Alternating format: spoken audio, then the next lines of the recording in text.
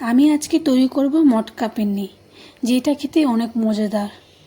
গরমের দিনে ঠান্ডা ঠান্ডা এরকম মটকা পেন্নি খেলে আর কিছু চাই না। চলো তৈরি করি। এখানে আমি মাটির বাটিগুলো জলে 30 মিনিটের মতন ভিজতে দেব, ভালো করে ভিজতে দেব। এখানে আমি 1 কাপ বাসমতি চাল নিয়েছি, যেটাকে আমি ভালো করে জল দিয়ে 2 থেকে 3 বার ধুয়ে নেব।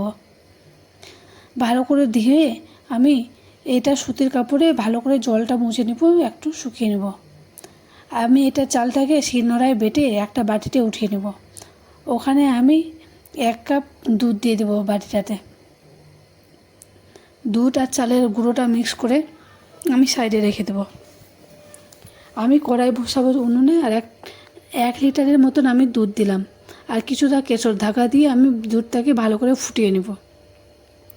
দুধটা ফুটলে একটু ঘন হয়ে আসলে আমি চাল বাটা জলটা দুধটা দিয়ে দেবো, দিয়ে ভালো করে মিক্স করে নেব।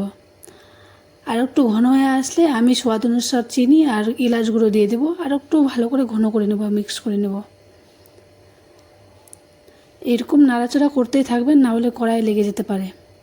আমাদের পান্না রেডি। এখন বাটিগুলোতে জলগুলো ঝরিয়ে আমি পান্নাটা বাটিতে ঢেলে নেব। দেখুন আমি ঢেলে নিলাম। কিছুটা উপর থেকে কেশর ঢাকা, কিছুটা ড্রাই ফ্রুট দিয়ে আমি ফ্রিজে রেখে দেবো 4 থেকে 5 ঘন্টার জন্য। আমাদের মটকা পান্না রেডি। একবার বাড়িতে তৈরি করবে, দেখবেন খেতে অনেক মজাদার। এই গরমে তো আরও।